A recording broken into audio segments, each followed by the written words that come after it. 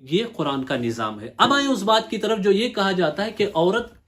اسلام نے مرد کے لیے 2 حصے اور عورت کے لیے صرف 1 حصہ، یعنی عورت آدھا پائے گی، مرد اس کا ڈبل پائے گا، ایسا ہے تو یہ ناانصافی ہے۔ تو یہ آپ کی خام خیالی ہے، یہ آپ کی بے وقوفی ہے، اور ساتھ ہی ساتھ آپ کی بد دیانتی بھی ہے، کیونکہ آپ بہتر طریقے سے ان چیزوں کو جانتے ہیں کہ حقیقت میں یہ اسلام کا ایسا مساویانہ نظام ہے، ایسا انصاف پسند نظام ہے کہ پوری کائنات میں کوئی ایسا نظام پیش نہیں کر سکتا، پوری کائنات میں کوئی ایسا نظام دکھا نہیں سکتا جتنا عظیم نظام اسلام نے پیش کیا ہے۔ لیکن وہ آپ کے دل میں جو حسد ہے، جو کینہ ہے، جو بغض و عناد ہے اسلام کے حوالے سے، وہ حقیقت ان ظالموں کی زبان سے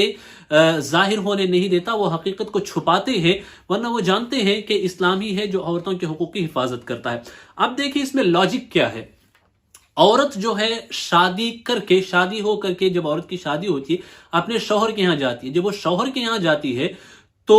ولی پہ اس کا نان و نفقہ ہے، شوہر پہ اس کا نان و نفقہ ہے۔ عورت اس بات کی مکلف نہیں ہے اسلامک کانسیپٹ کے حساب سے کہ وہ کمائے یا بچوں کو پالے، عورت اس بات کی مکلف نہیں ہے، عورت پہ ضروری نہیں ہے کہ وہ اپنا پیسہ بچوں پہ خرچ کرے۔ اگر وہ خرچ کر بھی دے، شوہر کو تو یہ حق ہی نہیں ہے کہ وہ مطالبہ کرے خرچ کرنے کا، اگر عورت خرچ کر بھی دے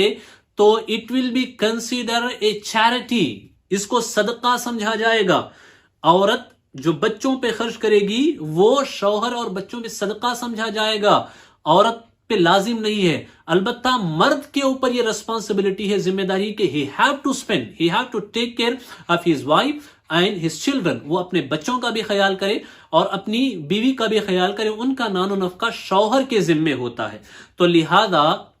ہوتا یہ ہے کہ عورت آدھا باپ کے یہاں پاتی ہے، آدھا شوہر کے یہاں پاتی ہے، اور شوہر کو چونکہ آنے والی کا بھی خیال رکھنا پڑتا ہے، لہذا مرد کو 1 حصہ زیادہ دیا گیا تاکہ یہاں پہ بیلنس رہے، یہ بیلنس برقرار رہے۔ تو یہ اسلام کا نظام مساوات ہے، اس کی مثال پوری کائنات میں آپ کو کہیں نہیں ملے گی، پوری کائنات میں۔ اور یہ نظام اسلام نے اس وقت متعارف کرایا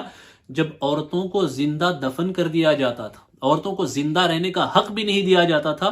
اس وقت اسلام نے یہ عظیم نظام متعارف کرایا کہ کہاں تم زندگی کی بات کر رہے ہو، اسلام نے ان کے لیے حصہ مقرر کر دیا ہے، ان کو اصحاب فرائض میں بنا دیا ہے۔ اصحاب فرائض کا مطلب یہ ہوتا ہے کہ قرآن نے ان کا وہ حصہ مقرر کر رکھا ہے۔ کوئی عالم، کوئی مفتی، کوئی مدرسہ، کوئی کانسٹیٹیوٹ، کوئی تنظیم، کوئی تحریک، کوئی بھی چاہے جتنی بڑی ہو، وہ عورت کے حصے کو چھین نہیں سکتی، کیونکہ یہ حصہ اللہ نے مقرر کر دیا ہے۔ کوئی قاضی سے رد نہیں کر سکتا، کیونکہ یہ حصہ عورت کا اللہ نے مقرر کر دیا ہے۔ یہ عظیم عورتوں کے ساتھ احسان قرآن نے کیا ہے، اسلام نے کیا ہے۔ اللہ ہماری ماں اور بہنوں کو اسلامی تعلیمات کو سمجھنے کی توفیق عطا فرمائے۔